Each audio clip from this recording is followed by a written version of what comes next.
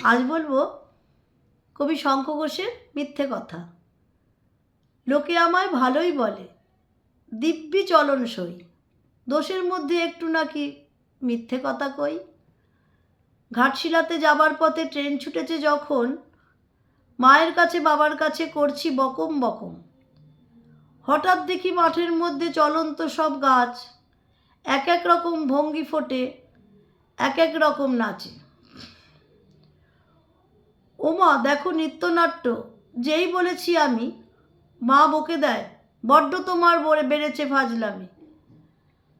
চিড়িয়াখানায় নাম জানো তো আমার সেজমেশর, আদর করে দেখিয়েছিলেন পশুরাজের কেশর।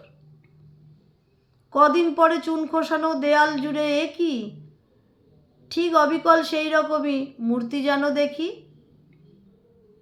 ক্লাসের মধ্যে যেই বলেছি সুরঞ্জনার কাছে, জানিস আমাদের ঘরের মধ্যে সিংহ বাঁধা আছে। শুনতে পেয়ে দিদিমণি অমনি বলেন, শোনো এসব কথা আবার যেন শুনি না কক্ষনো।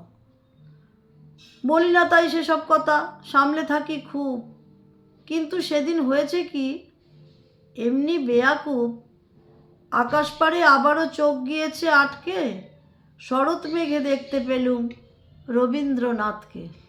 নমস্কার, ভালো লাগলে লাইক শেয়ার করে দেবেন।